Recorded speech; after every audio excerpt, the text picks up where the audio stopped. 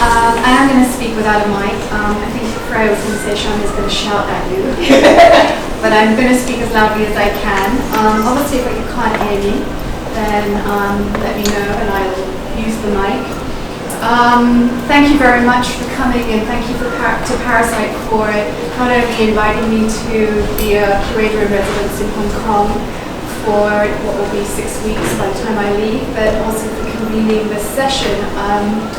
I'm so obviously intrigued to hear my two colleagues, Michael and Beatrice, talk about their own practices, particularly because I've already heard a little bit about what they do, and I'm sure as an audience you'll be more familiar with them. But as I have also heard from Freya, that this is a fairly new, perhaps, conversation to be having, not because people haven't been working with printed matter, but because perhaps people haven't been working in a more joined up way and exchanging information and perhaps talking to one another about the work that they've been doing. So it's a real, I suppose, a privilege for me because to hear what you all are going to be talking to one another about, but also to share some of the things I've been doing.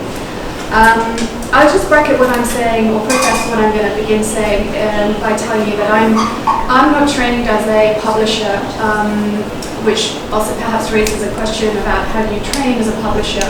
I'm trained, or my background is in art history, and I'm not a practicing artist. I trained in art history, and then I went on to train as a curator. So I think those two things perhaps are just important to tell you about, because I do think that it's important to think too that some of these things that I'm going to show you have been done by someone who had no idea about the publishing world, and that I think is a positive thing, because I think it's also saying that this is a world that you can get involved with. So I'm going to just go through 3 projects that Raking Leaves has done, but I'm going to begin by telling you a small preamble, which is what Freya wanted me to do, which was just to look a little bit about the history of artist books. So obviously it's not going to be comprehensive, but I hope it's going to be useful just in terms of helping us think about some of the terms. So is that sound okay? People hear? Okay, good. Do you want to sit down, any of you? Because there are 2 chairs here. I can see. Maybe one more. Yeah, we can bring up more chairs, maybe. Yes.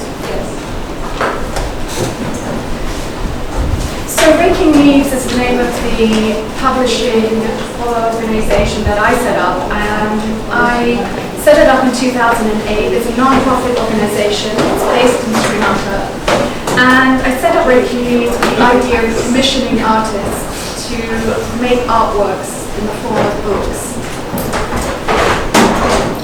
Next slide. Oh, go back. Go back. That's it. So the term artist books is widely used. We've been using it already. I've been using it already. But like a lot of those terms that we have in the art world, in the arts, this one has flourished, I have to say. But it's not always immediately, perhaps, obvious what it's referring to. So, I want to begin by questioning, is an artist book, for example, a book about an artist? Or like an exhibition catalogue? Or is it a monograph? i.e. it's a standalone publication about the artist that's unrelated to an exhibition? Or is it quite literally a book that belongs to the artist? Because there is an apostrophe in there, and an apostrophe will remember too. Not in the sense that they purchased it, that I don't mean belongs to them in that sense, but that they conceived and created it as part of a studio practice. In short, I could say, or we could say, a book that they made as an artwork. Next slide. Stephen Barry, who's a notable writer on the subject of artist books, he provides us with something that I think is a useful definition. He says, quote, "Artist books are books or book-like objects over the final appearance of which an artist has had a high degree of control, where the book is intended as a work of art in itself," end quote. Now, I do agree with this definition, and I've used it often in teaching, but I think it also raises some interesting questions. So, the term artist book obviously mentions the word artist in it. But what about the designer? What about the producer? What about the printer? What about the typesetter? What about the binder? And more recently, what about the curator? What about the commissioner? Even the funder? Is a publisher simply a funder? Do any of these people play a role worthy of mention in the definition of artist books? Or are they just silent partners, the art agents if you like? Or simply do they lend administrative and service support to the artists to produce this artwork? Next slide. So we'll be talking about artist, designer, printer, and curators books. Next slide. Before I talk about the 3 projects that I'm going to focus on by Raking Leaves, I said I'm going to just talk a little bit about some of the background on what we would say is the history of artist books. And this history is very much a history that is a canonical Western art history.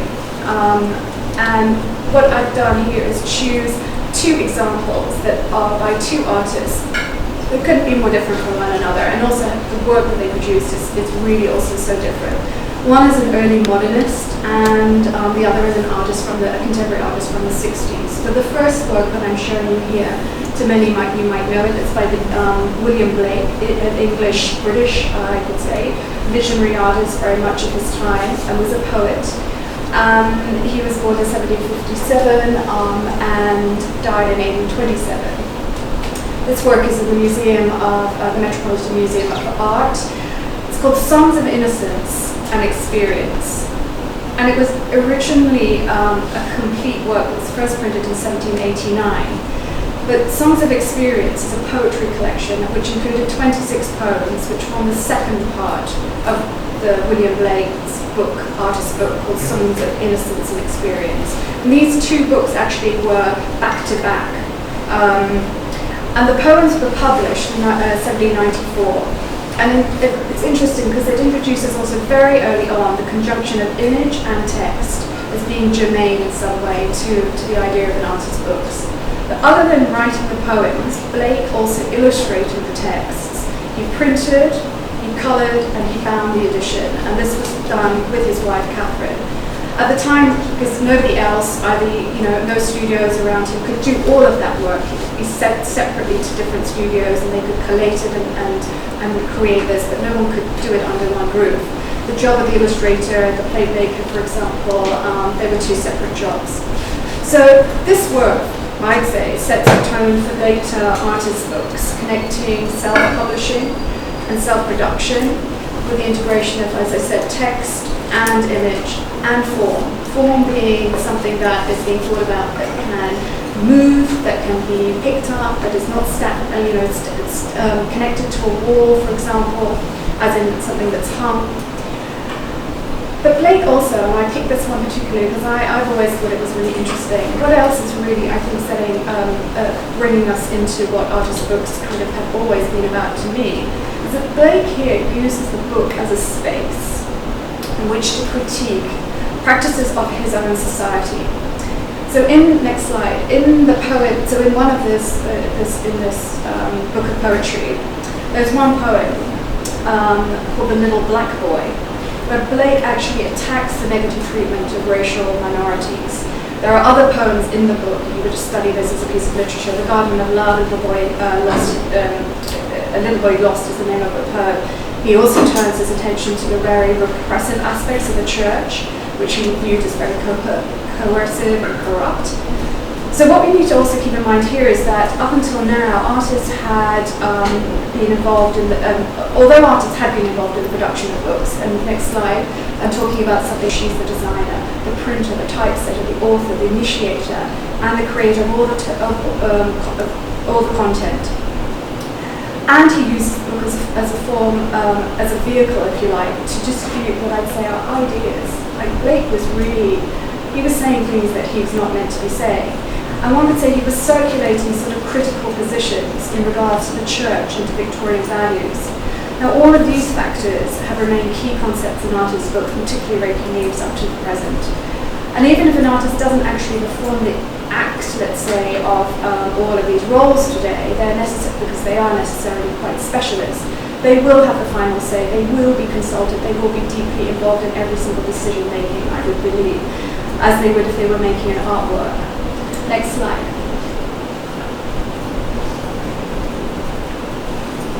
Next slide. So the second example I want to highlight and jump to is from the 1960s. So this is when artist books began to proliferate and prevailing, what, as everyone knows, a prevailing climate of social and political activism that we saw happening in particularly Europe and the US, which is accompanied by anti-war demonstrations that were taking place in these two places. And in turn, many artists were also questioning that authority that they saw in the art world, leveling criticisms towards the authority of museums, of cultural institutions for being too white, too male, too prescriptive, too elitist, etc. Next slide. And there are so many examples, I think, and I wanted to choose this one. I chose this one. This is a Fluxus work, and it really, I think, embodies this critical aspect, this critical spirit, I suppose, in the ways that address how artists were trying to find ways to create artworks that circumvented the gallery and the art market, which were as much the target of their criticisms. So, yes, total art matchbox. Use these matches to destroy all art. Museums, art libraries, ready, I'm not quite sure what that refers to, ready-mades, I guess, pop art. And as I then signed everything work of art, burn anything, keep last match for this match. Fantastic. The next slide, please, is a work which is by an American artist called Ed Ruscha. And when I mentioned this sort of notion of artists wanting to bypass this gallery system, it's Ed Ruscha using the book that comes to mind. When he created his first book, which is this one called 26 Gasoline Stations, it's a book project that deals with the most banal of subject matter, which is basically a journey, which, don't get me wrong, not all journeys are banal, but it was on Route 66, and this was specifically a route between Ruscha's home in LA and his parents' home in Oklahoma. And next slide, the work you see contained just simply images of 26 gasoline stations. And it's got this very ethnographic kind of feel in the way that he captures just each and every gasoline station along the journey. And like Blake, Ruscha oversaw every single step of this book's creation. It's no way as ornate, because rather than trying to create this very sort of precious, unique portfolio of prints, Ruscha wanted to embrace something completely different, which was the offset printing process. And he embraced this because it was, one, inexpensive, but it was about mass production. And his choice to print in this manner was also, he chose to print on standard paper, this kind of art map paper, with simple paperback bindings. And he was aligning in a way his work with the sort of mass-produced printing industry and mass publishing, as opposed to the art world and its creation of these very unique art objects. And in 1965, he said, quote, "I wanted a professional polish, a clear-cut machine finish," end quote. 26 Gasoline Stations was published in 1962 in an edition of 400 copies, which I do think is a large print run. But it was so successful that by the end of the decade, 4,000 copies had been printed. I think it was on its sixth reprint by the end of the decade. So in one of the most, I guess, defining innovations too of this artist's book, Ruscha also chose to distribute this little pocket-sized book. And he wanted to do it by disseminating it through the gasoline stations, which he had depicted and then photographed. And it was appealing, no doubt, I think, in his mind to the idea that this common person, just like I guess someone who obviously needs petrol, could purchase and own art, because he saw these as art. This was art for him. And like I think a lot of his generation, perhaps he felt that these ideas, if it's very idealistic, if they were made available in these more sort of portable, these cheap forms, then perhaps idealistically more people might be interested in contemporary art. These inexpensive, because they were not costly, they were very almost disposable, like these works made by Russia, were one manifestation, the key component, of course, of conceptual art, which was defined by the art historian Lucy Lippard as, next slide, please, quote, the dematerialization of the art object, end quote. And this new emphasis basically on process. It was at this time too that a number of artist-controlled alternative spaces began to be set up to provide venues for many artists who were denied access to the mainstream gallery and museum system, as I've mentioned. But independent art publishing was one of these alternatives, and artist books became a very large part of this ferment, if you like, of experimental forms. And together with the artist Sol LeWitt, Lucy Lippard established Printed Matter. And this is it here in New York in its first premises. So Printed Matter was an alternative space, a bookshop, that's what it was, and a distributor. And that's an important thing to remember, distributor, and I think we'll come back to that, of this new form of art making, which were essentially books. Next slide, please. But she did say, which I think is a great quote, inexpensive in price, modest in format, and ambitious in scope, the artist book is also a fragile vehicle for a weighty load of hopes and ideas. It's almost as if it's doomed to fail. Next slide. So when we go back over, and I taught in Japan, in Tokyo, a number of years ago, and I realized that if you go through this very canonical art history, that starts with vorticism and futurism, and then goes through surrealism, etc., you actually can talk about it all through, not painting or sculpture, but through printed matter. So this is just an example. You see Marinetti's manifesto there. Blast, which was the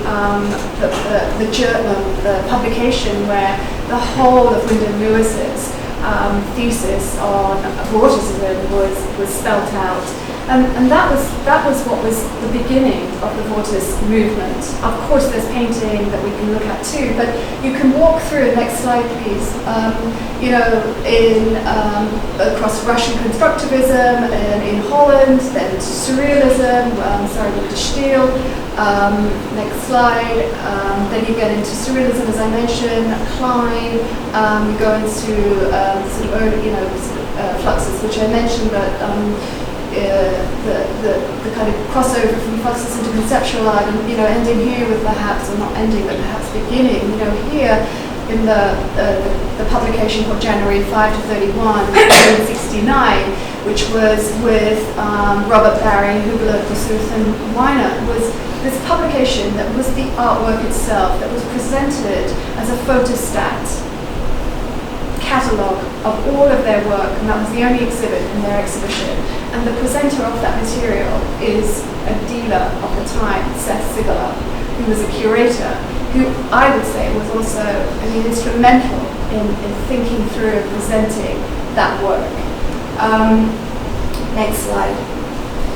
So, as I say, I've talked about the Blake and the Rousseau as kind of key examples, but I think you can look back. What I'm saying is at the history of art, and I'm not saying it's a very specific history, but it's the place of printed matter, whether we call it artist book or not, has been there, and it's been largely overlooked. But it has a prominence and it has a place, and I'm not arguing for it to be more looked at. I think being underlooked is also to its advantage, and why that was that artists worked with that medium. So when I set up Raking Leaves, I didn't have that history in mind at all, but I had a particular sense of location in mind, and I was in Sri Lanka. And I wanted to find ways to present art to a general public where I didn't have to rely on a museum or a gallery, because though such institutions did exist in Sri Lanka, the gallery or the museum, the gallery was a rented space. I don't know if you have that in Hong Kong. It wasn't a curated space. The museum spaces were run by government civil servants. So this sort of notion of an institution or a gallery or a museum to represent, to present art was really not something that I could go near, nor would any artist, I should say. And our national galleries at that time, they were showing things like, as I said, you could rent them out, ikebana exhibitions or flower arranging of any kind, and even state funerals would be held in our museums. So the other thing was in Sri Lanka at the time when I set up Breaking News, the country was in the throes of a civil war, and I was looking also for perhaps this very affordable and very accessible way of creating what I thought of as an exhibition experience for audiences who were not only unfamiliar with contemporary art, but for artists where they might be able to meet a public for their work where they were really not finding those opportunities. And something that by extension, next slide.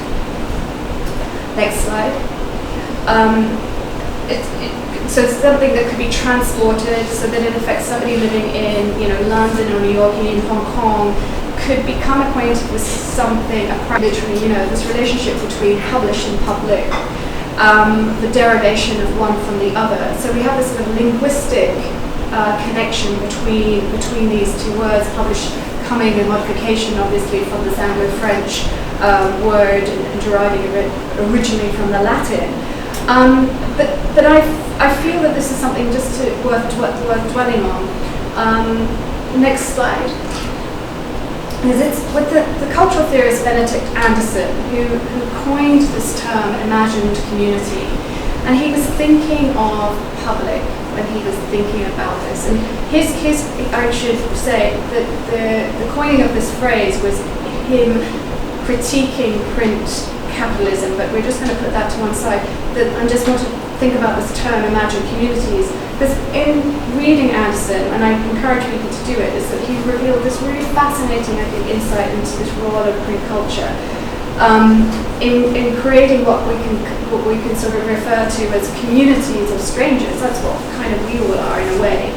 But an example that he gave was this group of people who he said would be maybe reading a book, or they've never met, they don't know each other, that's why they're strangers, but they remain connected.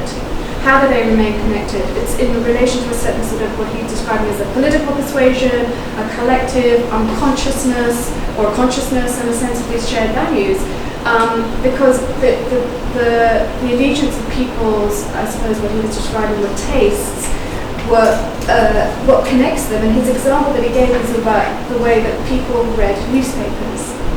So this is an example of people reading about, this are the headlines that came on D-Day.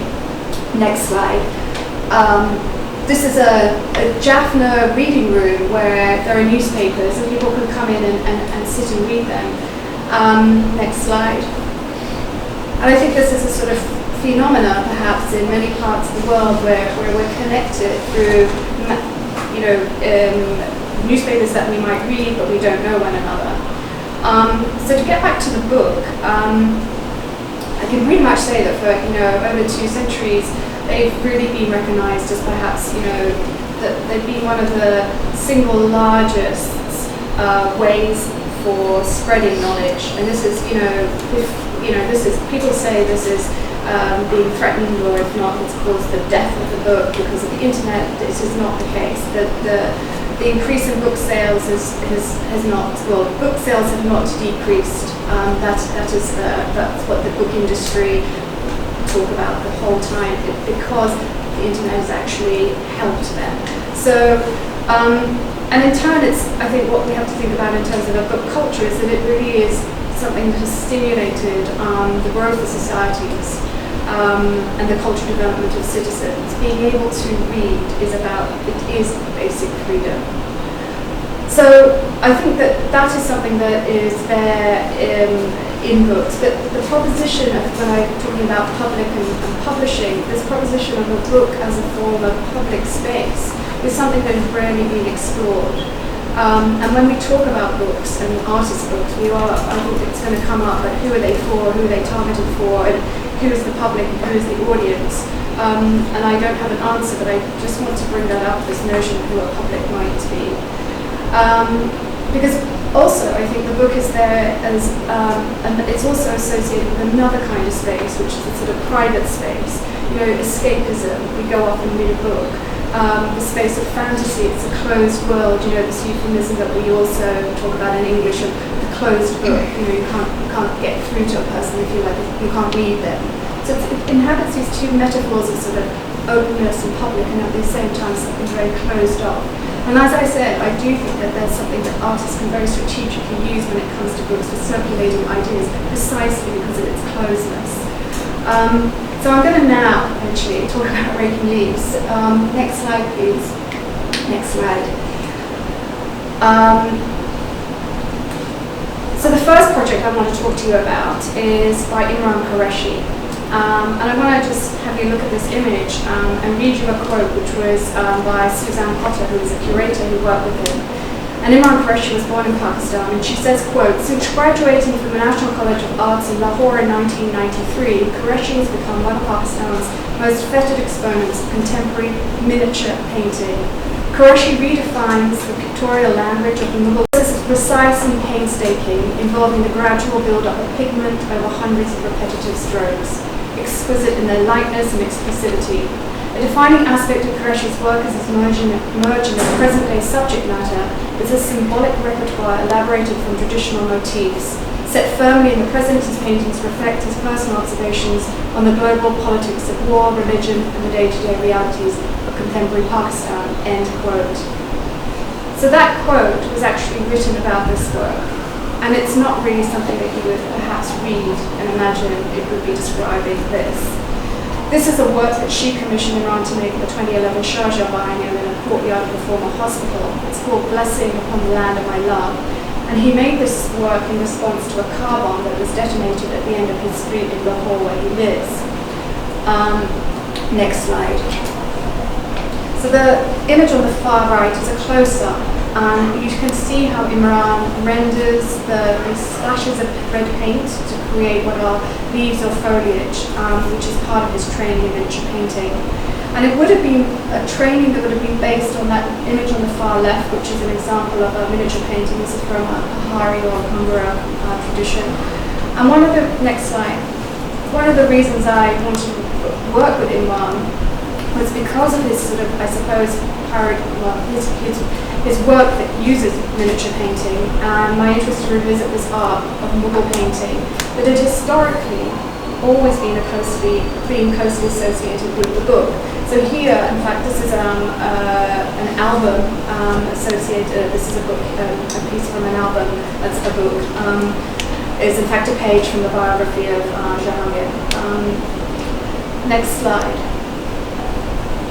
So miniature painting is a style, and it had its roots in Persia and flourished under the patronage of the Mughals during the 16th century. And it took root in the subcontinent, South Asia.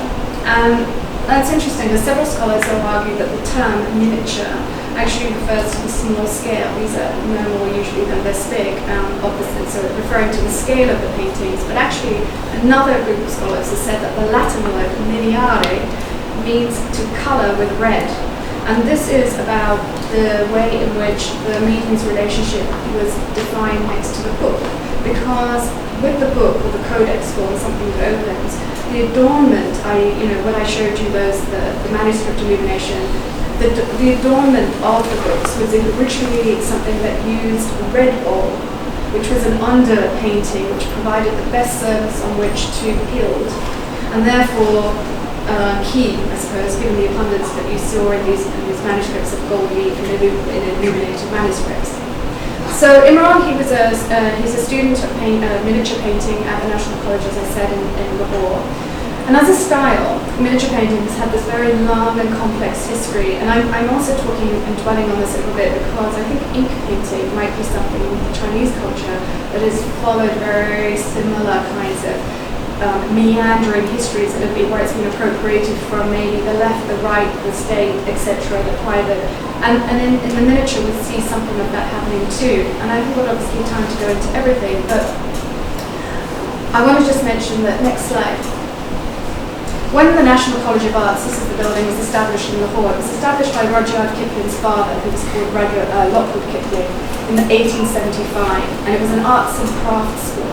And the miniature style, the miniature painting style, was brought back into vogue because of the establishment of one of the courses that he put in. And it was part of his larger game plan to encourage the promotion of what he called so-called indigenous crafts. So it wasn't even thought of as a fine art. So ink painting, similarly, is it a fine art or is it a craft? Here, miniature painting was a craft.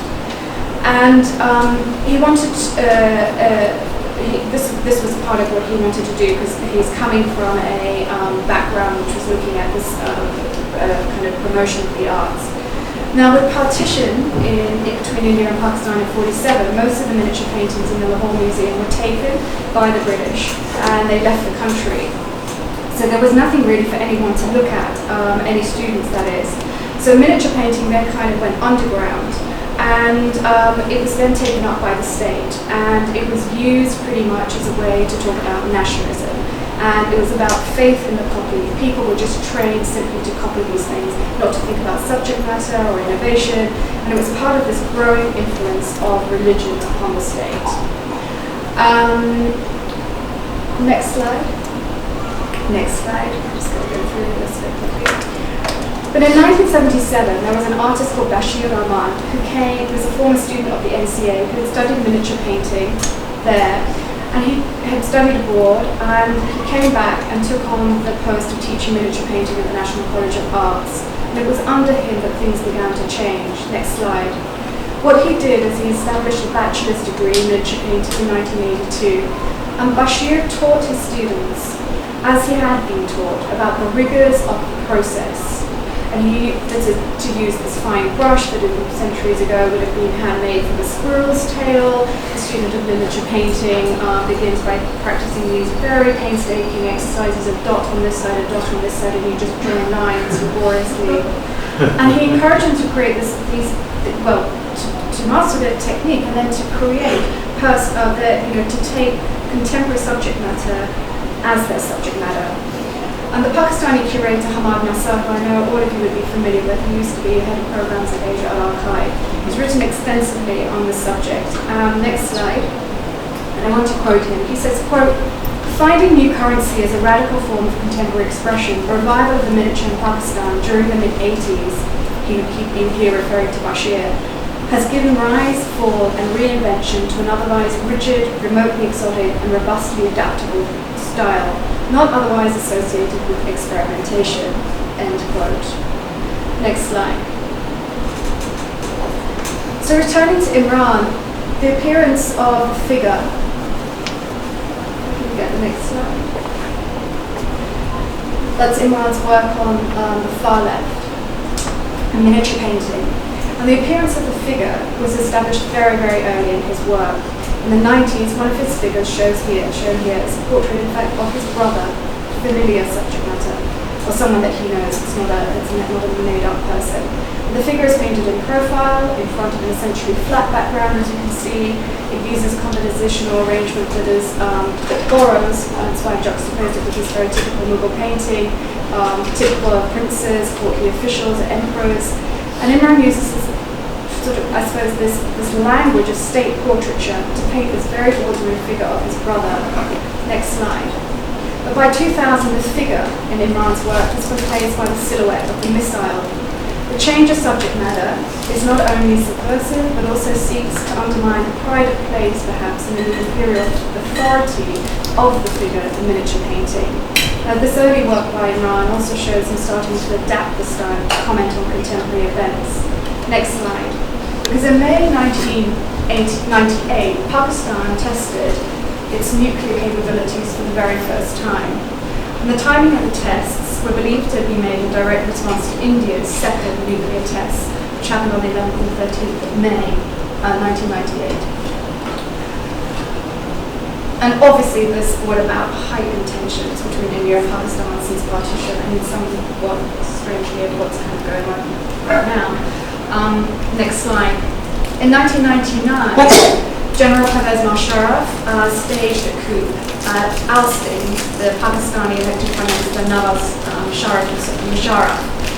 The suggestion perhaps in Imran's work of replacing the figure with a missile is a suggestion perhaps, I'd say, that nobility is changing, that the symbols of allegiance have altered. Next slide. In 2004, he made this work, which is on the far left, which is called, it was part of a project called Fun Games. And what he did is he produced a dot-to-dot drawing. You know the ones that when you're a child you draw the dots to join the dots to create an image. And this drawing was mass-produced and it was inserted into local newspapers. And those who stumbled across them were invited, I suppose, to join the dots. So the top image is without the dots, and then here's one underneath with the dots joined. So here we go, very much making present this iconography of a missile. So the next slide, which shows you the Raking Leaves book. And it makes, I'm just giving you this I've given you this background to help you, because these were my reference points. So the Raking Leaves book, which is called Side by Side, it consists of 2 books that are meant to be seen in relationship to one another, just as you might in Parasite here have one body of work hung in this gallery and you move into the other gallery and you see something else. There's a narrative, there's some suggestion of a kind of affinity between something and something else. And how, so, the question is, how does one do that in a book project? And it's simple, we made 2 books to juxtapose 2 bodies of work. So next slide. The larger of the 2 books, which is this one here, employs the dot-to-dot technique, but on a new scale, and with, I think, much greater conceptual reckoning and ambition, if you like. Because when you open this, you're met by this instruction on the left-hand side of the cover, which simply says, please join the dots from 1 to 566. And it's an instruction that is meant to be taken quite literally. So in the same way that we have children's doctor books that use consecutive numbers to create an image, Imran calls on the viewer, the audience, the public, let's talk about them like that, to join these dots from the first page all the way through the book. So in doing so, if they dare, they in effect complete the image, or in this particular case, the story. And I'm going to let you do this. The whole book stretches out to 8 meters. You can, but I can take you through it here. Next slide. So when thinking about the narrative for this book, he wanted to, sorry.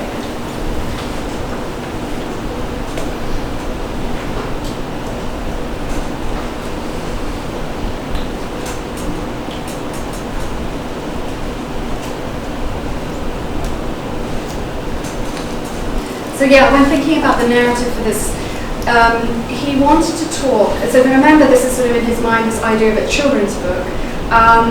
So he wanted to talk with this very simple metaphor, as children's books do, about this idea of good and evil. And that's what all children's books ultimately do. That's all, you deconstruct them and that's all that they're talking about, is helping socialize children to understand the differences between good and evil.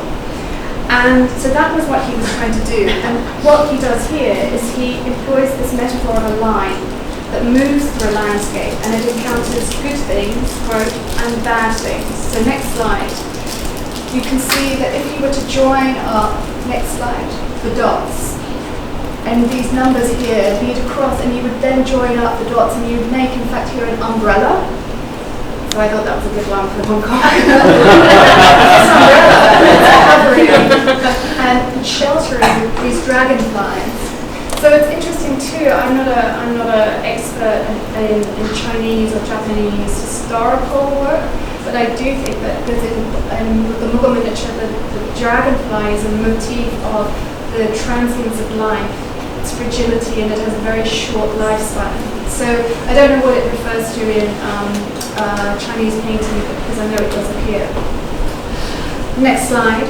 It then turns here, when you join the dots, into this outcrop of trees, and it grows into a landscape, growing into a landscape, I suppose, here, and it later disappears down a dark hole. Next slide. Next slide. Then it pops up again through this hole. Next slide. And it comes down through this underground passage. Next slide. And then here you see on the far right it encounters a rocket. And it goes underneath the rocket. Next slide. And it comes up and creates what might be another rocket or minaret type form. Next slide. And then there's this moment here where again it circles around some dragonflies. Next slide. And I just put this here because I feel I've always looked at it and thought of the Liechtenstein.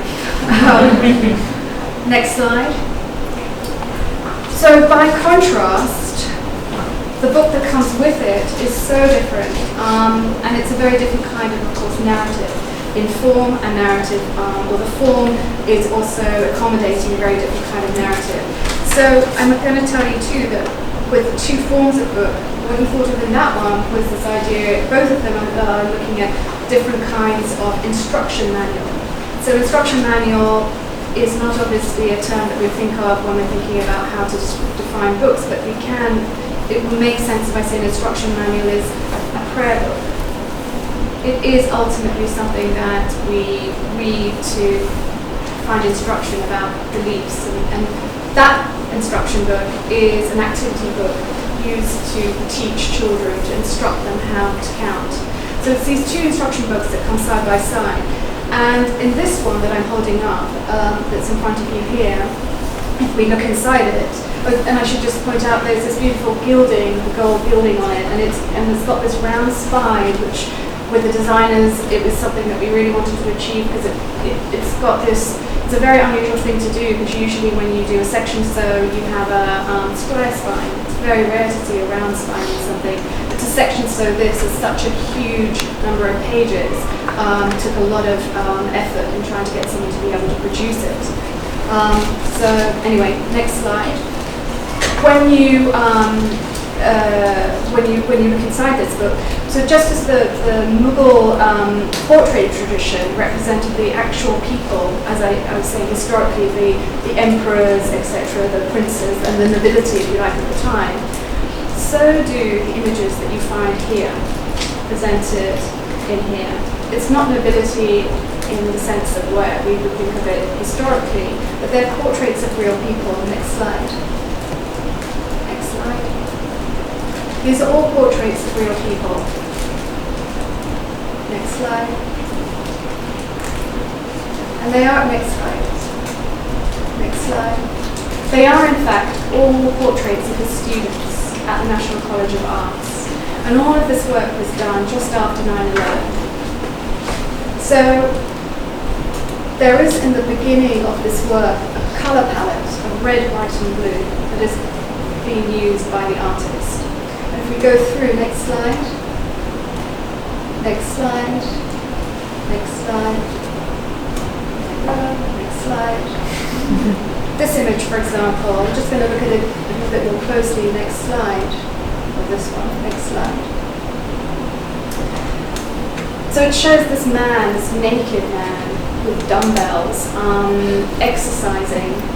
It's clearly, it's clearly not in a gym, obviously, but outside in a public space. And he's stripped down. There's this sort of, very clear part of this work is to show off someone's body beautiful.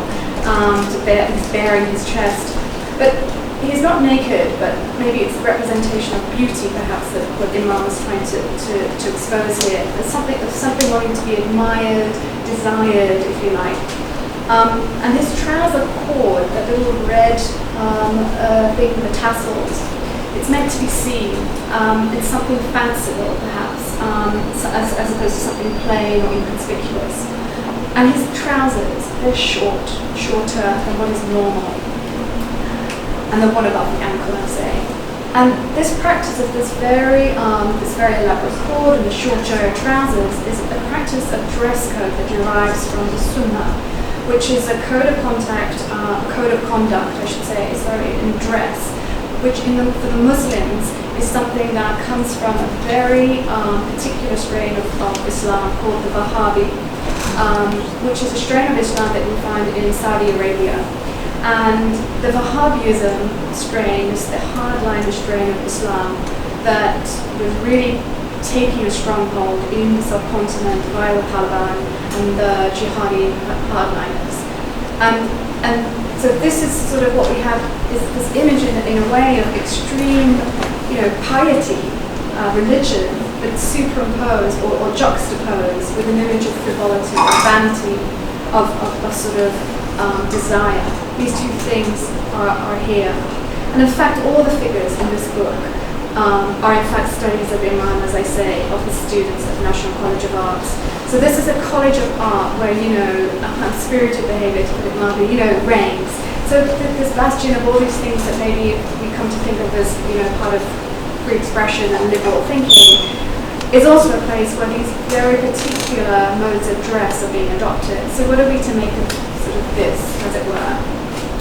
Well, Moderate Enlightenment, which is the subtitle of this book, takes its title directly from a policy that General Musharraf began to speak about following 9/11. And this slide, this is an extract from his speech. Quote, "I say to my brother Muslims, the time for Renaissance has come. The way forward is through enlightenment. We must concentrate on human resource development through the elevation of poverty and through education, healthcare and social justice.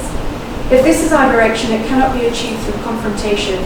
We must adopt a path of moderation and a conciliatory approach to fight the common belief that Islam is a religion of militancy in conflict with modernization, democracy and secularism.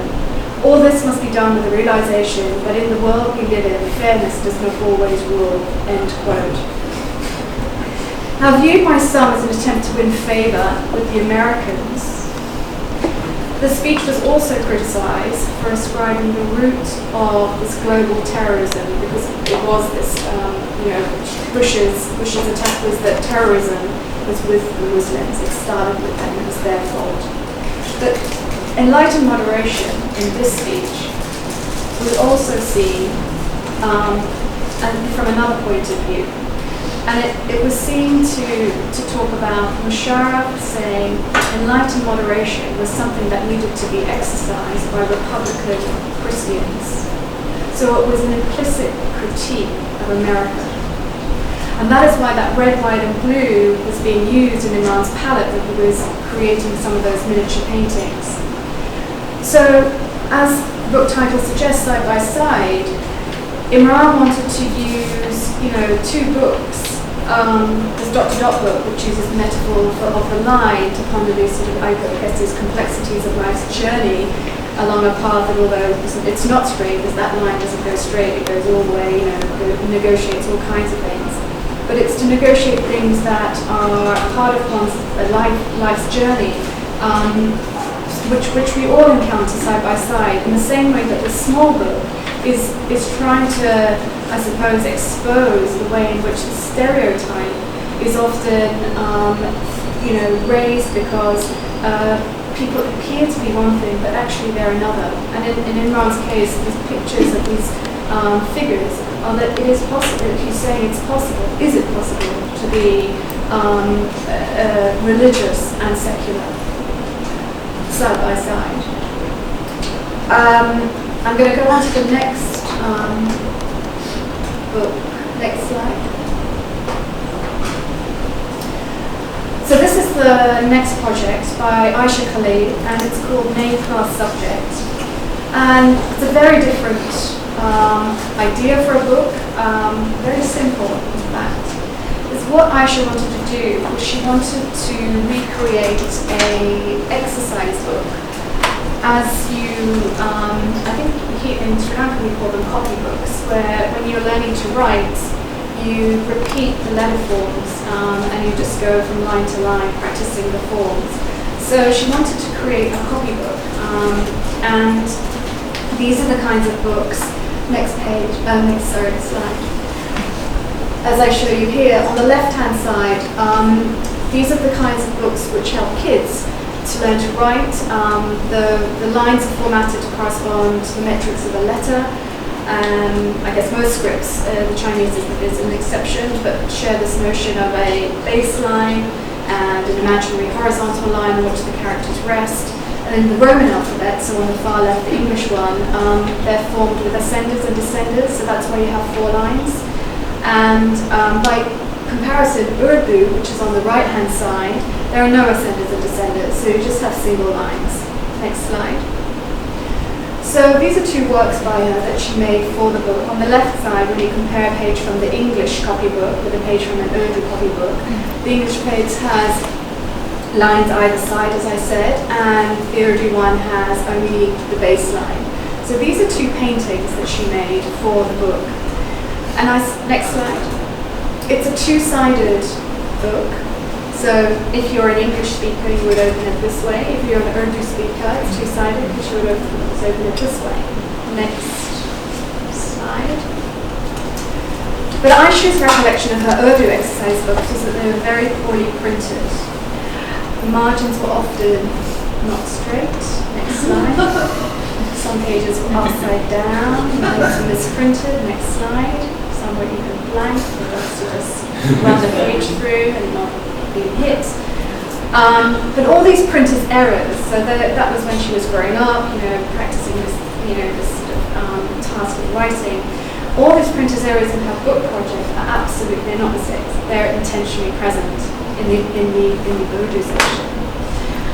So, next slide. Where the Urdu pages converge with the English, and when you have this in your hand, the best way to find it is what she's done is on the English side, there is this, there's this introduction of a red line, so it's actually another kind of color reference to red, white, and blue. But on here, on the other side, it's just red. But where they meet in the middle, you can find it very easily there. This is where they meet in the middle, where they converge. That is, the Urdu lines, next slide, converge with the English lines. So the convergence of these lines, obviously, in terms of this sort of visual misregistration, it's like a sort of graphic interference. It's discordant. There's straight lines are running, asunder, etc. They're colliding. Nothing is kind of making sense like it did. But located within, let's say, the center of this book, the center fold of the book, they allude also to this, I guess, this very suggestive terrain of the border, the crossing, the lines of control, and lines of control at partition, that is what it's called, lines of control. So across these 2 pages that we see neither the Urdu or the English can be accommodated. Somebody very eloquently said this is what the big fuck up is about. Those are the 2 cultures, the languages. Because English was the language that Aisha, who was a native Urdu speaker, was forced to learn. It was the language that would give her and her generation social mobility.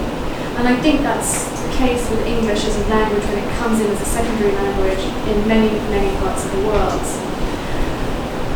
Next page. So this is where you come into the English section here. Next page.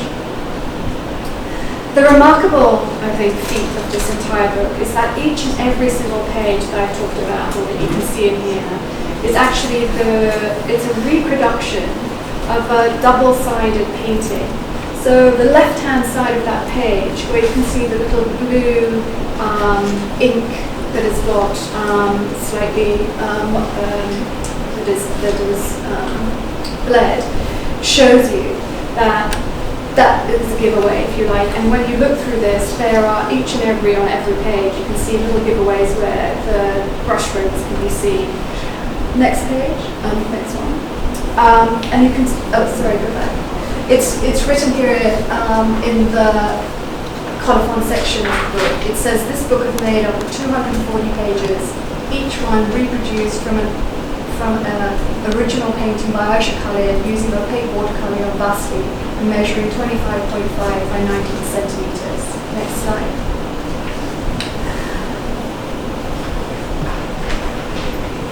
So everything that appears in the early section I said that had been these intentional mistakes also included this, which I show you here, which is the dog ear. And everything I just said, next slide, is included inside there. And I'm going to just play you a video. We're coming to the end. The next book I have to show you is very short. The next slide is a video that we made, and the entire narrative is spoken by Aisha, and it's this entire text in here. So just thinking about what do you tell an audience, what information do you need to give them, we need to have some audio method. Is that possible?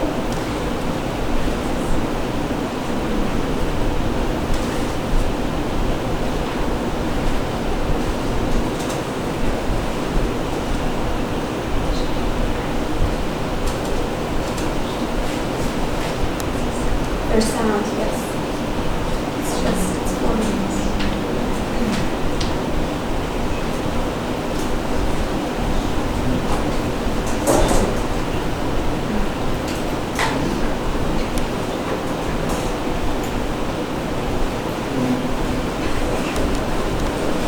Culturally superior to us, the Urdu speakers.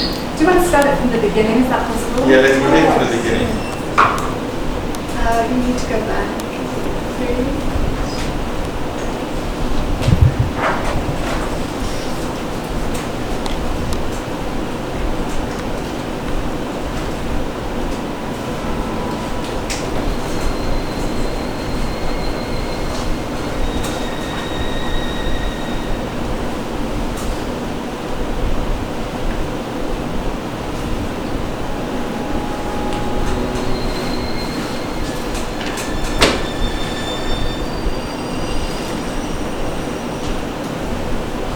As a child, I learned how to write in Urdu first and in English only later. I went to government school where the medium of instruction was Urdu. When we were 14, English was introduced. Suddenly we had a new language thrust at us. And with it a gradual realization that this alien tongue and those fluent in it were considered culturally superior to us, the Urdu speakers.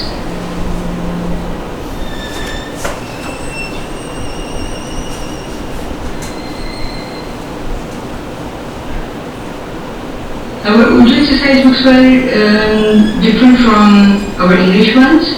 Urdu is written from right to left, whereas English is written the other way around, with the books opening the opposite way.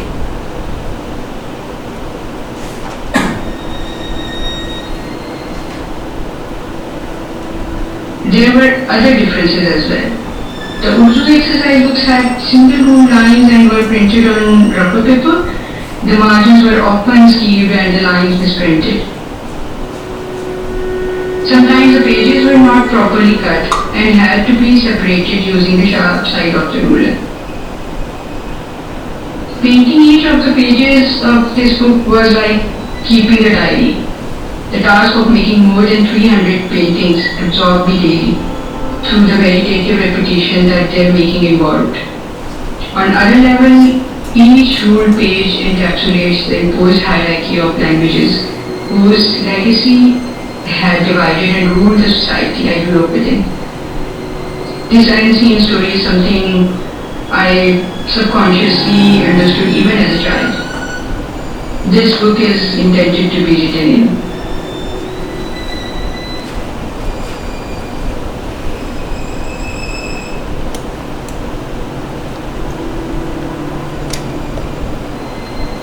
We can stop it there, it's just the credits.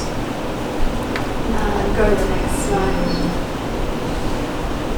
So the narrative, as I mentioned, that Aisha spoke there, is just the text that comes inside the book project in that dog-ear section. This is the final project, and it's by a female artist again. She's also from Pakistan, called Bani Alvi. Bani she also trained in Lahore at the National College of Arts, although she's from Karachi.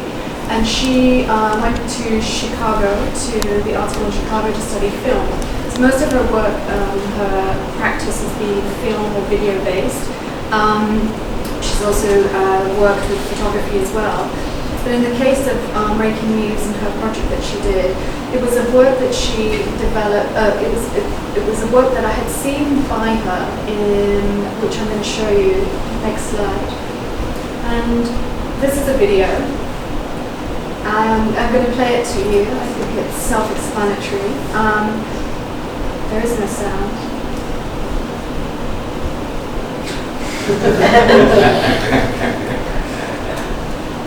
This is Huma Mulji. So any of you who are a little familiar with Pakistani artists, these are all artists actually that are now really well known, doing great work. So this was a very early work of Bali's. This is Imran Qureshi, very young Imran. Finds it rather fun to say.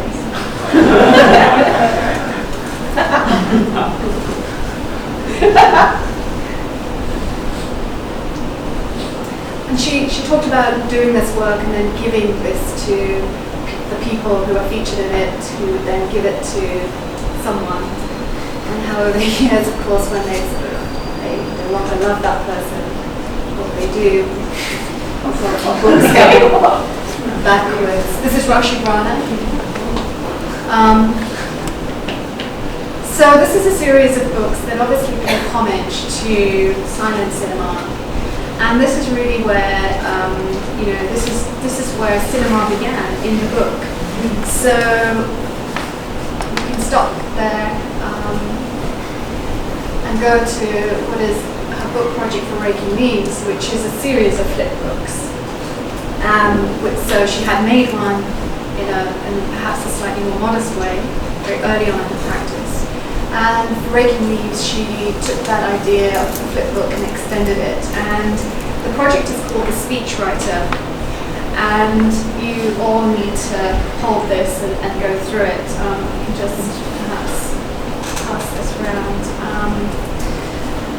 So it's a fiction, what she creates is the story, and it's a fictional documentary. And it's presented, next slide, it's presented when you open it in the form of 10 flick books. And when you look closely, they all have a white number on them, which is the narrative, the order in which you're asked as an audience to read these, 1 to 10. And the story is very simply, it follows the day in the life of. It's that very archetypal documentary method. It's the day in the life of a retired speechwriter, a political speechwriter. Is what we come to deduct from this as we look through it. And he's in his house, and he's surrounded by all his ephemera, all his family memorabilia, and his speeches. And the main character of this book is this creature of habit, this speechwriter, and he's someone that every day sits here in this chair in front of this microphone, and he speaks. And as you saw in the I Love You book, because of the nature of the flip book, you can't hear, but it's silent cinema, but it's a narrative which is about also silence. And this very much works with this kind of suppression of a voice. So when this person is speaking, but we can't hear what he's saying. So I'm going to show you, so on the front of the box you saw was a text. And the formatting of the text, do you want to go back on the slide? That text there has been formatted by the designer so that it appears a bit like a transcript of an interview. And so there's another character here. There's the speechwriter, and then there's other character who's come into this narrative. So I'm just going to read it, and then we can look inside. So it says, quote, I had arranged to spend Tuesday morning with him at his house. I found him crouched on this terrace floor upstairs in the warm sun, fixing a loose wire in his equipment. We slowly walked back indoors. Seated in his study, I asked how he started writing for others. He no longer remembers. Maybe it started in college, he tells me. I wrote a debate for my roommate who spoke well but needed help with framing his ideas. The words, the sentence constructions, and the rhetoric, that had all come later. I've written them all. Campaign speeches, victory speeches, inaugural addresses, and all the rest. Many were broadcast live to the entire nation. Those were my words that reassured and spoke of change and made promises. I made those promises. When I started out, I thought naively that writing for these people would be a good thing. I wrote for them and fought for them for so many years, he says wistfully, while wiping the dust of an old file. But to what use? These ideas were just words for them. These are some of my best pieces. They were never used, he says, holding up a sheet of papers. I was told they spoke of more than was needed. So, end quote. There's this melancholia of an old man here, whose eccentricities, as you'll see when you look in the book, are perhaps the onslaught of dementia, but the rude awakening perhaps too of the civil servant, an old man who served his country with a mistaken belief, in this case, that it would serve others. Because what Barney is thinking of here is the character of the speechwriter. She imagines a person that would have been involved writing the speeches for Nehru and Jinnah at the time of partition. That was the character she had in mind. So sort of by design, by intent, the reader, like the interviewer, enters this home because we open a door, if you like, and we open into a space by opening this lid of this box, from an exterior to an interior. And this is a very common part of Barney's book, exteriors to interiors. And I'm going to play you now the book, so to speak. Next slide.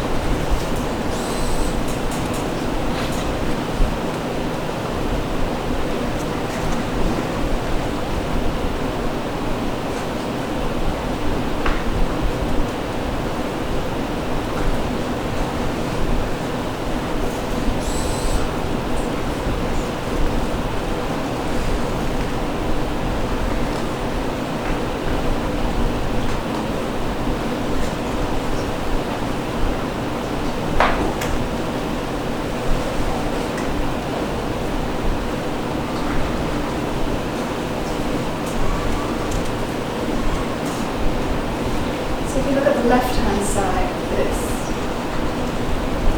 There's a little detail of him with his feet.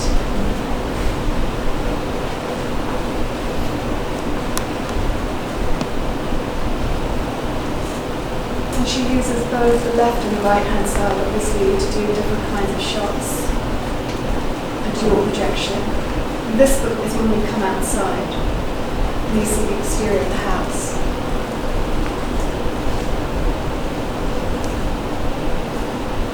Here we see on the right-hand side this person looking up at this building, which has got these loudspeakers wired to it. So this idea of someone who just sits and talks every day, and at the end, a cup of tea.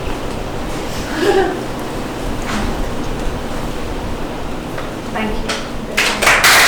Random decision to open the market stall and sell a $1 RMB, like $1 RMB zine from the market stall.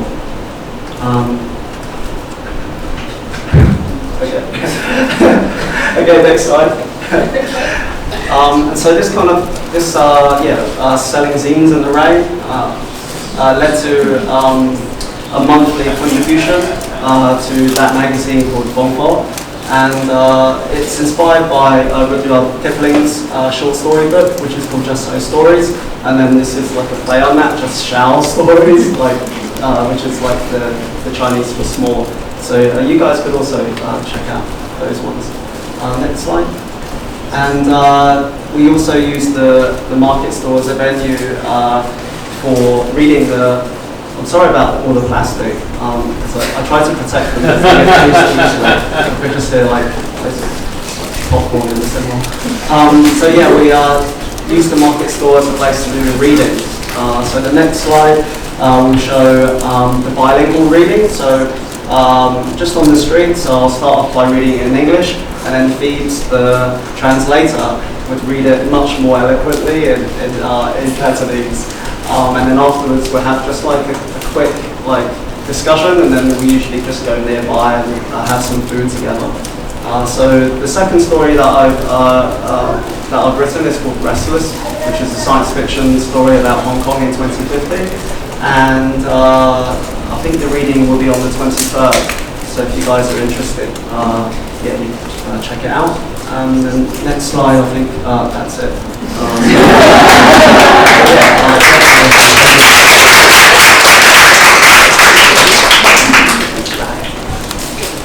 Thank you, Michael.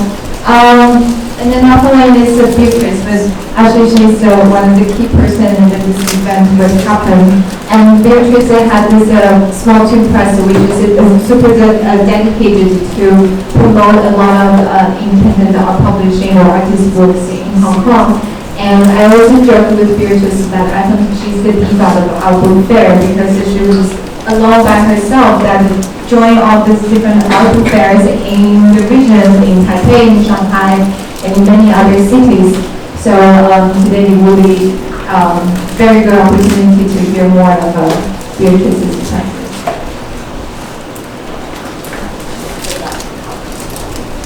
Hi, everyone. I'm Dee. Most of the people I know here, they call me Dee. I'm Dee. Thank you for coming. Thank you for coming during your holiday. So for some friends that I have already knew or some new friends, hi, I would like to introduce a bit about myself because a lot of people ask me why I started doing publishing. Some of you might know I started with doing my own work, photography mostly, and my background comes from a photographic background. So I studied photography in Hong Kong and in Norway. And yes, and there are some inferences that I had why I started doing publishing and also what kind of books that I would be published. And so these are the books I had studied, I read during the time I studied in university. So this is the one called Dislocation. It's published by a group of Hong Kong photographers. And those people are still here around and still making works, and they used to be my teachers. So this is one of the publications that they did during that time. And also in time of my references, it's quite mixed. So I had, this is one of the books that I have really great impact. That back then I only can borrow in the reference area in the school. And this one I got it for my own copy for $1 in New York. That I'm super happy. And this artist is one of my respected, and his work is just amazing. So this is the first artist book that I got in touch. Serious artist book. So I wouldn't mind to share with you. And some others are more like mixed. Besides the art book area is colors. I guess most of you have read colors, right? Does anyone know if this still exists? I would really like if it would.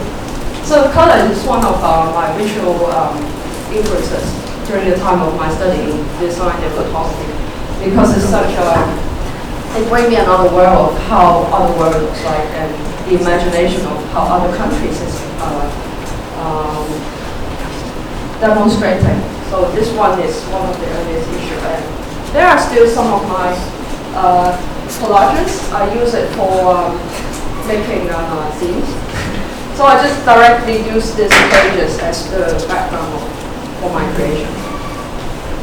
And to share. And what else? Okay. So this is simply my background of where I come from. And besides photography, I did graphic design sometimes. I just self-taught it, the same as how I started publishing is self-taught. So I did this one, it's a social, it's related to like a social movement. If anyone know about Tai Hong village in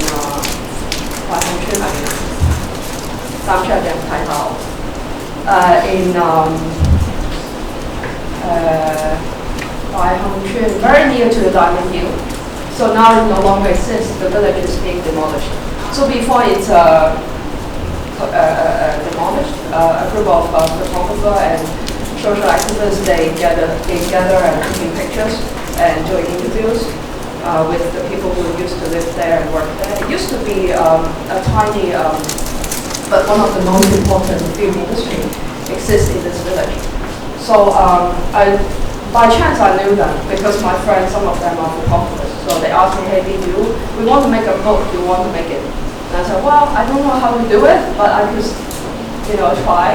So that was my first time using InDesign to get this book. And so I don't know how you comment, but I think I did quite a good job. And one of the touch that I suggested to the editor is I wanted to use these two pictures, especially for the book.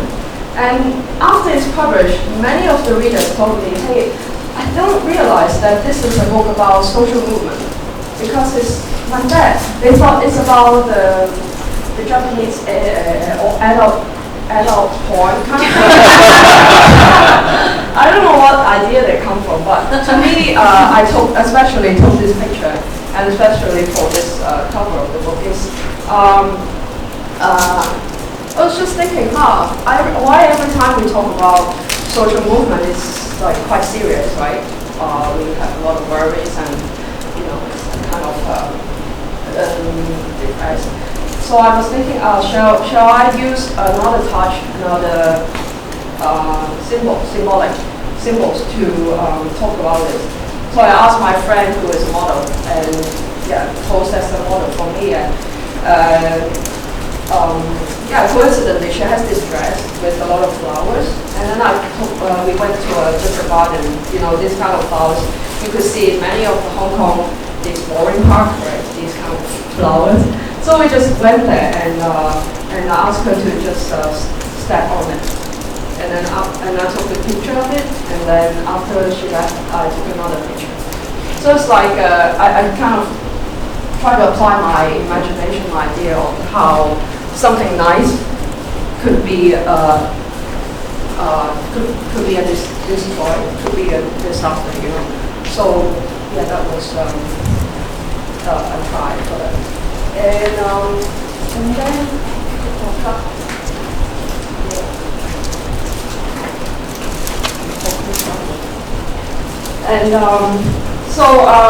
when I studied, I also did some freelance work.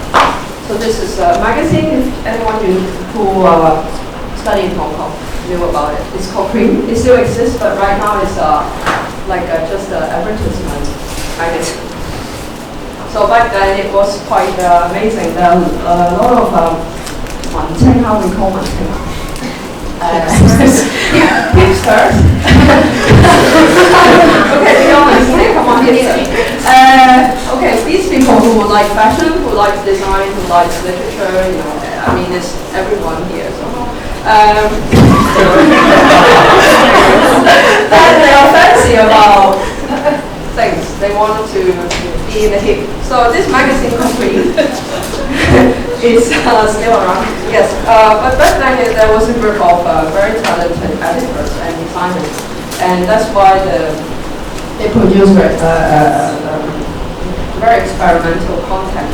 So I was lucky to be part-time photographer for them, just freelance work. And that was the first time I was involved in the magazine industry, and that's something also left me a trace of doing another magazine afterward. So this one is called Collect. Is one of the I think for the last 10 years that the only photography magazine has been published in Hong Kong, and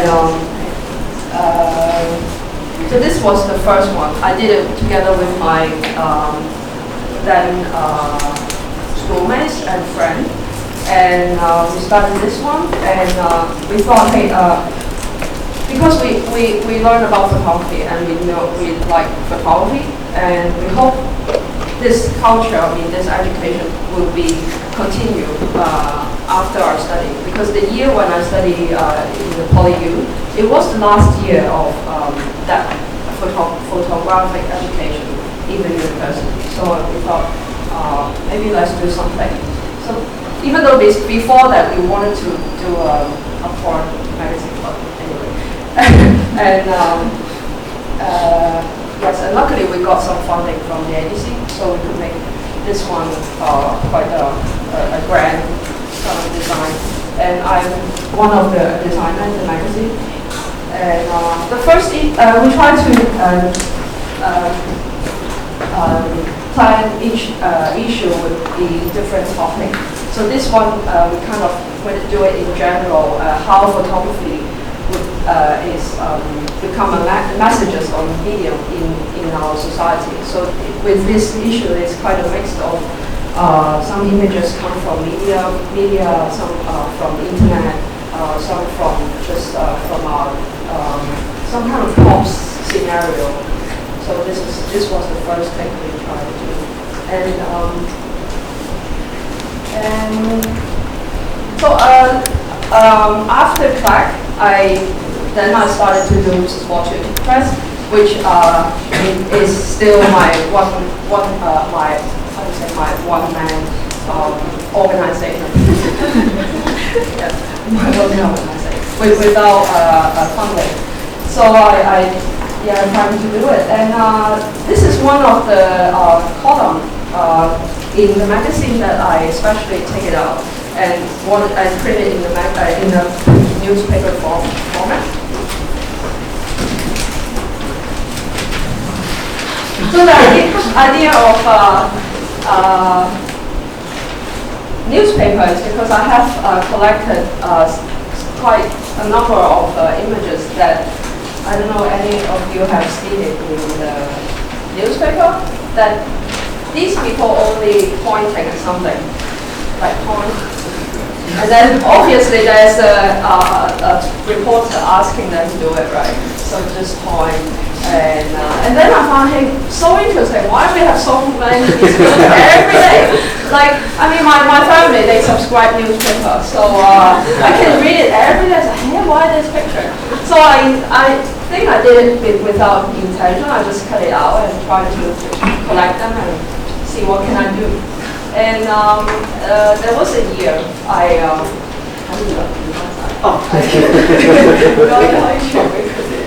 and another year, I had a chance to see to visit the New York Art Book Fair, and then in this art book fair, this is the only book I bought because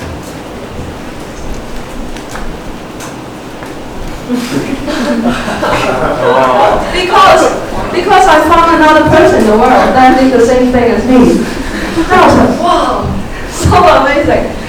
This artist is from Germany, and I don't know why he wanted to collect this, and by what reason he collected it, and from where the sources he collected those pictures. But I was just like, wow. And then and then I immediately had to write an email to him and wanted to ask him about the idea why, like just to want to exchange with him why we both wanted to collect this kind of picture. Why these pictures had been photographed like that. I mean, for German context, what does it mean to point something? And for Hong Kong, like a news media, why they ask someone to point it? So with that newspaper, I was trying to write an article about how I thought about it, and that related with some theory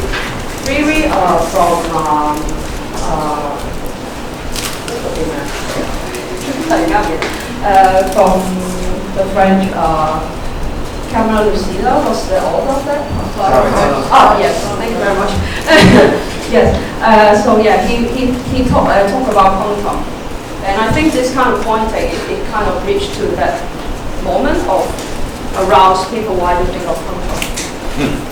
And yes, long story short, if I would continue, I would have to talk about an hour. But yes, and so for me, doing books, I think I will still continue to publish.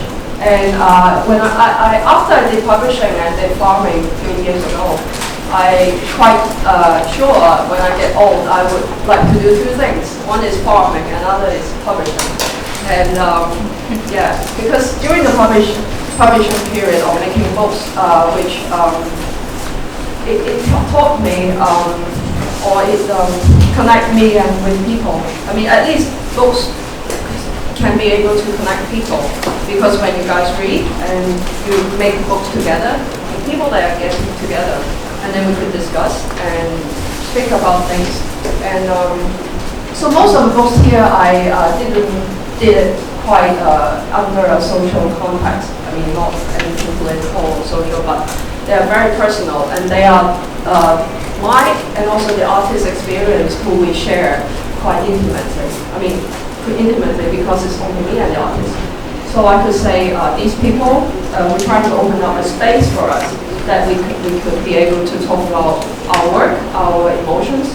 And I think it meant a lot to do something like that in Hong Kong because we seems to need a lot of struggles and energy to get our own space. So making books is one of the ways that you could get your space if you don't have physically. So, and let me stop here. Thank you so much.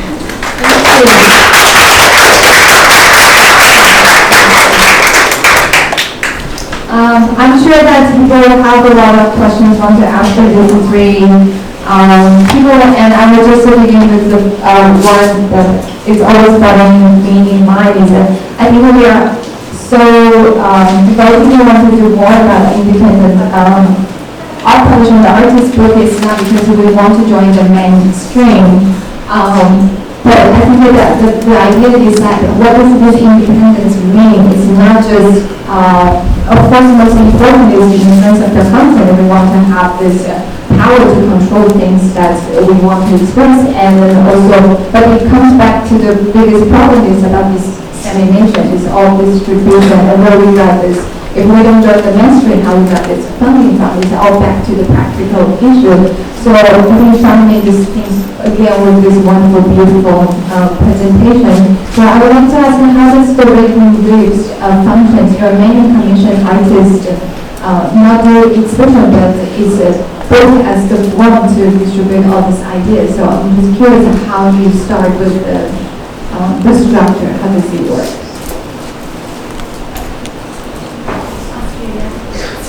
Yeah, so how does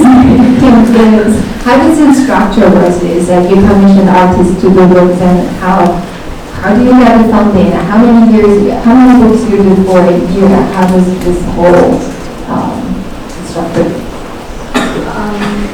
So Raking Leaves began where I always set it up as that it would operate as a non-profit. I call it an organization, but that I think didn't ever take into account it was just me.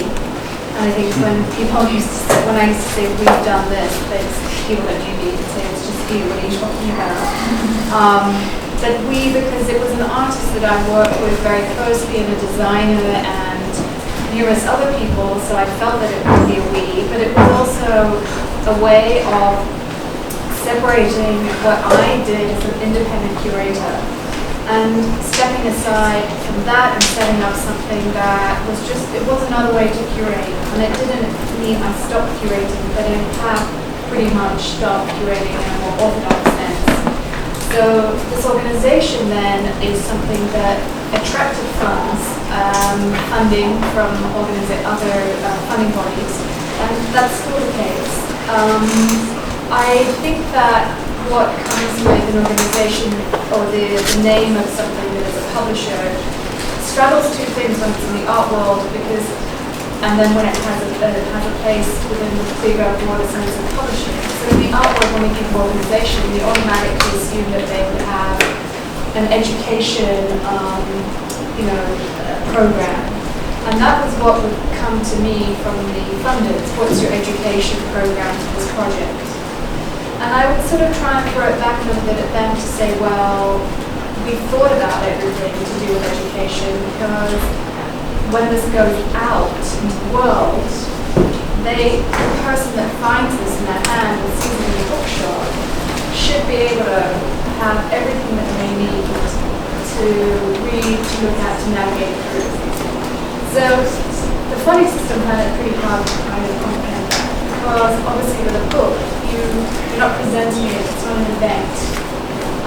It's something that requires distribution. So from the outset, Raking Leaves, I tried very hard, I should say, to get distribution for the books, and it was very difficult. But of course you do, you publish and then you do not want to spend money in print and then have books and boxes, obviously. But a lot of arts organizations do that. It's crazy to think about that happening, but distribution is a very difficult situation to describe because it basically is, there's a distribution that happens for art books that's tiny, and the art book sellers are then all the shops or the vendors, and that includes the museum shops. And they don't want to have relationships with, let's say, 300 publishers. They want to have relationships with maybe 7 or 5 distributors who represent the various publishers. So therefore you can see there's this middle man who's the distributor. And my distributors, who are the ones that specialize in artist books, art books and cultural printed matter, it takes 60% to distribute. And what was always very key for me was to keep the price of books very low. So this was something that everyone could afford. So they have always stayed at no more than $25. So you can see the kind of, when you get into the calcs on that, 60% of that is going to distributor and what you have left to publish your book. So there's this whole question about financial stability and sustainability in the novel I'm describing. I think, so output-wise, it wasn't really for that reason, but Breaking News produces maybe 1 a year. And I'm really proud of that it's not more, and if it was less, I would be happier. I think it's not really about how much you produce, it's the quality of what you do, and if it ever changes, then Breaking News will change, and there will be something else. I think this is a question that goes to Beatrice and Michael, because we were talking earlier, like the income fund is like a place, a platform for artist book in your publishing. There's a global bookstores willing to sell books, and there's no art book fair in Hong Kong. So what's your approach for this question? Beatrice has given me the I'm a bit of a fool with my fiction. I usually give away like 50% of the books that I bind and print and put in plastic wallets. It's not like a profit making, or I don't even like look at the numbers that I printed at. It's very ad hoc. And most of the time, it's either free pricing or I sell them at the minimum wage in Hong Kong as a way to kind of alert how inequitable the situation is, which is like 34.50 an hour, like €3 or something per hour, which is like really shocking for like a city like this. The energy or the time that I spend in like producing the fiction, it's really kind of quite casual, and like I said, I just write it like on the coach or the train back from China. But the more kind of like social movement related scenes, like the A5 scenes, they happen kind of like continuously or during participation, or if not after like some sort of reflection. Sometimes like I don't know that I'm going to write something until it's ended, or someone criticizes me and I kind of think about it and I think I better like respond like in some way, and then write like a short text. And then sometimes it's like through meeting Beatrice, and then she's also been very proactive in the zine scene, so we've had like a meet-up like with some other zinesters, and zinesters, and that gives me like an energy and wanting to kind of devote more time to self publications. With my practice, how to say, okay, the way is I kind of split half the resources. I want to say resources instead of money, because it's not only about money. The whole process of making a book is about a lot of like area that have not been paid, or I don't know when will be paid. But basically, I would did it with the artist or the author. Like they provide the, I mean, they take care of the printing cost, and then I did the rest.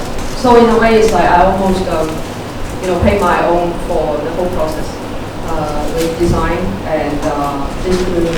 And then after we sold the book, and basically we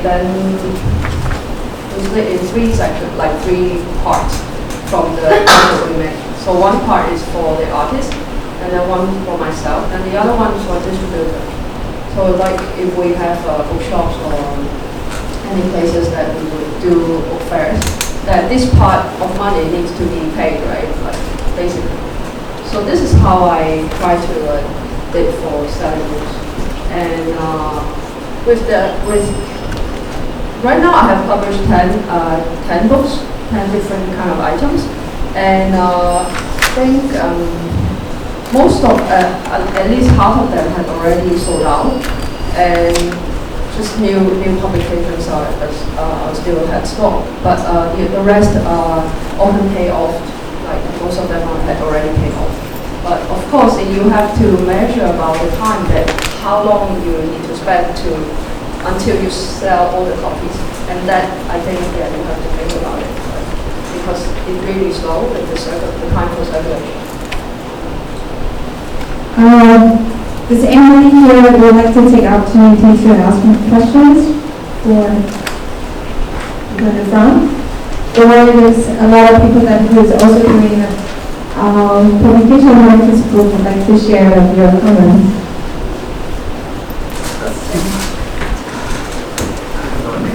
I actually just wanted to ask a little bit more about Michael. So some of your books, you had some fictional books, but then you also had some about land. What was the one that's passing on, the agricultural Land activism, insurrectional agriculture? So I mean, could you talk more a little bit about that and how that came about, and like who really drove this process and what the aims were? Thank you. So without, I guess the insurrectionary agriculture milieu zine really explains this idea of like self-transformation, and the German philosopher called Max Stirner, who was like pre-Marx,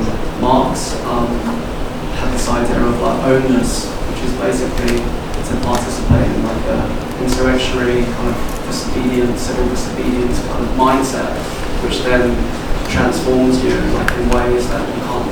Like for example, they might just went there just to see what was going on, and then they end up, getting really involved. So I think this is like a similar experience that I myself have encountered, like being in Hong Kong for 8 years. And as you get kind of deeper and deeper, like Beatrice spoke about, like you can like have a burden or like a weight on your shoulders. And I feel like writing about it is like really good to kind of share like my thoughts with like other people. And then the fiction actually is really related to those movements. So not directly, not like in a really obvious way, but like I really enjoy writing the footnotes, which sounds like crazy. It's like the footnotes are the ones where I can just like kind of click it back into like what's going on. Especially like the science fiction story. So I think this kind of like this balance and this process of like writing is really nice. Especially like I kind of surprised myself like that I wrote an artist statement, which is like really unintentional. But like that was really like I guess a conversation with my friend, and then speaking to Chang from Parasite, and then kind of like I was inspired by the exhibition title. Let me get this right. Soil and science. I never remember. So like having this, I guess I spoke about it being a collaboration, but it's just like a conversation with Chang, and then visited the exhibition, I thought that that title would be really good to kind of prompt the chapters for what's happening currently in Wanchao. And then I added flowers, which I can't really remember why I added flowers. I have to like read the text. So I bracketed the exhibition title. Sorry, curators. But yeah, so yeah, there's this kind of link, I guess, to the art world, which isn't unintentional, but I guess it kind of works out. How long ago? Anyone else? I wanted to ask Sharmini if she can, you brought up distribution and you touched upon it a little bit, but I wanted to provoke you to talk a little bit more about that, and especially how do you manage to go a little bit beyond the very established shops where artists will put up, printed matters and the like, especially living and working in this part of the world. How do you manage to get your work across art scenes where there aren't bookshops that are specialized in art books. There are often not even bookshops that are functioning even outside major chains and mainstream publications.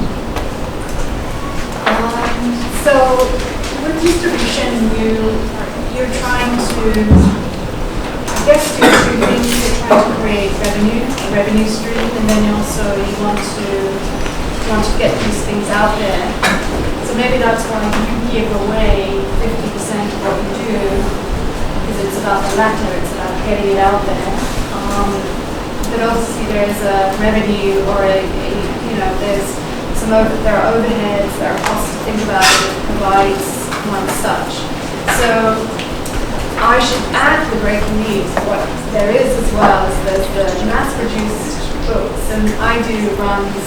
So it's very different, of course, what we're, I think, all involved with here, where it's zines, which are maybe more on the production values they cost less, because the work that I'm doing in printing is definitely going to have more costs attached to it. So what Breaking News also does is when you mass produce, when I do runs at 2,500 to 3,000, so we produce that much that obviously I can take out of the press any amount that I want and do something else with it, which is what I do with the artists, where we would take, we make special editions.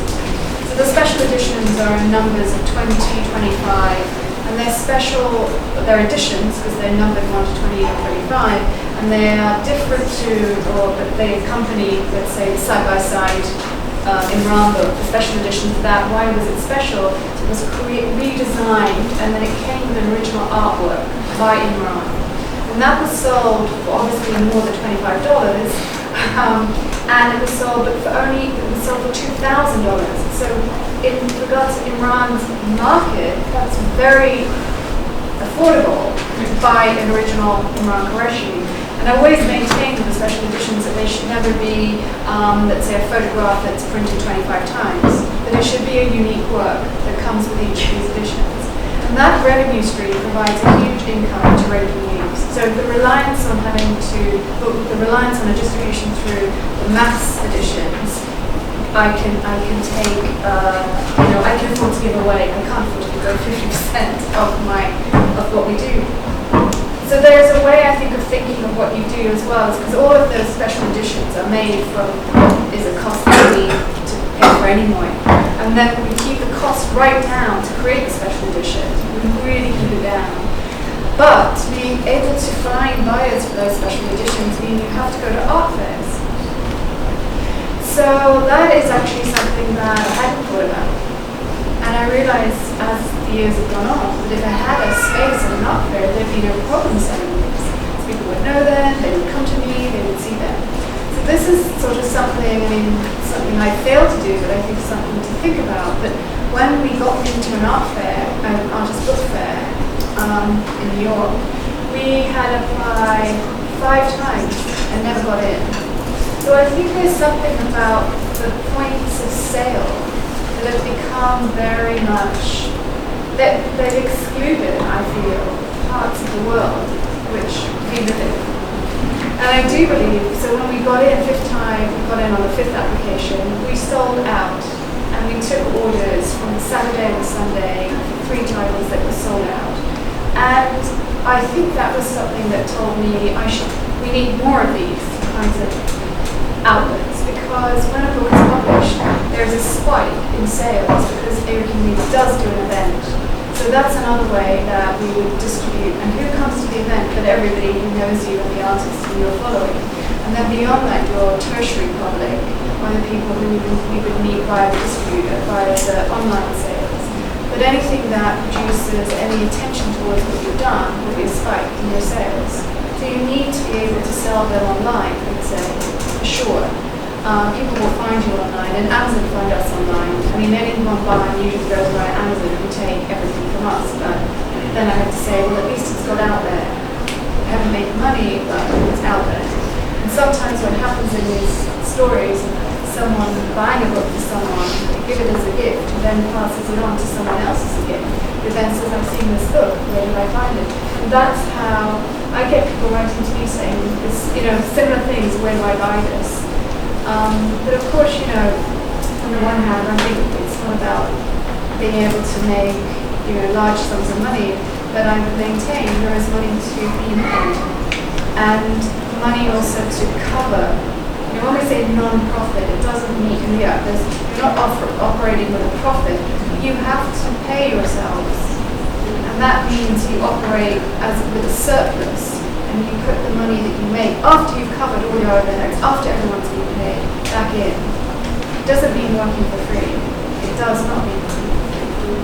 And one thing that I've also seen happen is that a lot of libraries, particularly in the US, who are collecting institutions, are looking at artist books. And so Breaking News has started selling its books as whole bundles, 6 copies of the special edition to the Getty, etc., etc. So there are big institutions out there that collect and would buy probably everything that you've ever worked on, everything that you've ever worked on. But if you're only selling something at $20, then that's what you're going to get for it. So I think it's also about thinking that you can sell things for more money. If you've printed something and it's going to be obsolete at some point, it's going to have sold out. And I think it's important to keep your own archive of things that's for yourself and to say, well, I want to get a collection of these into collections. Why not? And I'm telling you, there are collections out there, and that's a huge part of what they do. And then it's about finding out about them and researching it. But I do think that these kind of, I guess the point I really want to make here is that the places where this kind of commerce happens, we need more of them in this region. Because it's very hard to get into ones that are outside and that are very successful, and the publics that come to them, they're packed.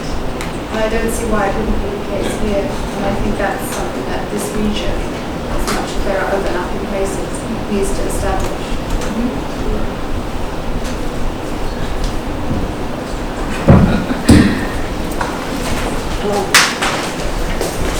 I have 3 questions, very succinct. Following Cosmin's question about distribution, made me think of the digital realm, whether that's a possibility in terms of how you think about distribution, but also is that a potential site for artist books, artist works? Question specifically for Sharmini, your question about your role as a curator within that question about where you fit in terms of the artist, etc. Does that change with each book that you make, that you work on with Breaking News? And then I guess the one thing that I always think about in terms of artist books is how often it's also a form of self-authorship for artists, that they're taking, their own, how they self-present themselves with or without a curator. The zine is one example of the format in that way. But in terms of writing, I haven't sort of heard that discussed. Do you have any thoughts on the role of writing within maybe some of the books that you produce, and maybe artists or authors you invited to participate or be involved in some of the publications you bring along?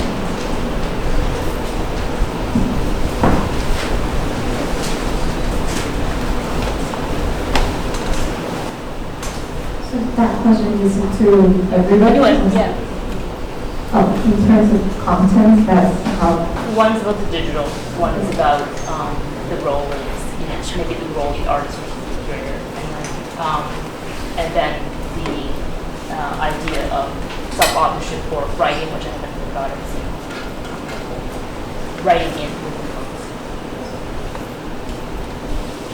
Important aspects of artist publishing. I don't know if that, maybe I can talk a little bit of my project that I did in Taipei, and then I think of them and we can open to people to see their works and those presented at the booth fair here.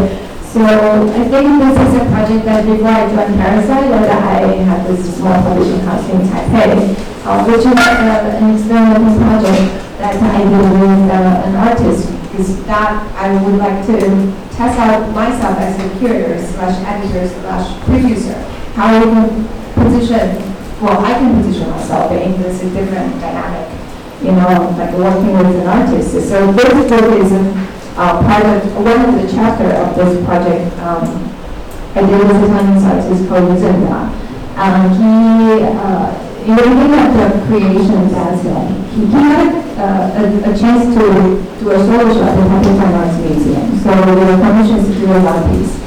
And in the very beginning, I joined the creation. That we developed this artwork. That my role is I wrote a script, and we did based on that script, he made a video piece. And that's I joined myself as a collaborator for this creation of the artwork.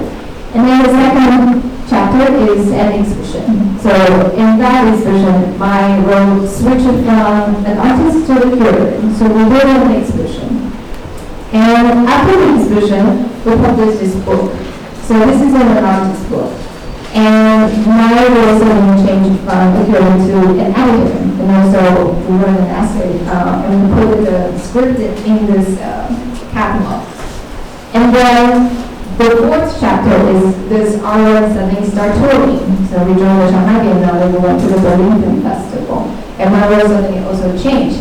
And there was a year-long collaboration with this Chinese artist, and his role has also changed. It's all based on how one position yourself. And why this is all comes from this book as a form, that how you can transform the artwork into like a different chapter in a different format. So I don't want to bad response back to your questions, but it's like you would like to test it out into this whole line of artist production, what kind of possibilities it can bring you to. And if a book as we don't read our project as a form of the artwork, and what is in the artwork can function or download in the whole dynamic of an artist's creation. And also your roles in what we do as an artist. So I think this is also something that I'm more curious to test out as a curatorial practice. Okay, I think we took a lot of time today. And so as we said, here out there, it's so difficult to really independent art publishing. So do support us, the books presented there.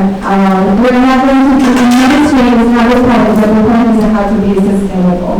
So thank you again, all the beautiful speakers. Thank you. So the first day and when the Parasite close, and we're looking at it more on the future. So enjoy. Thank you.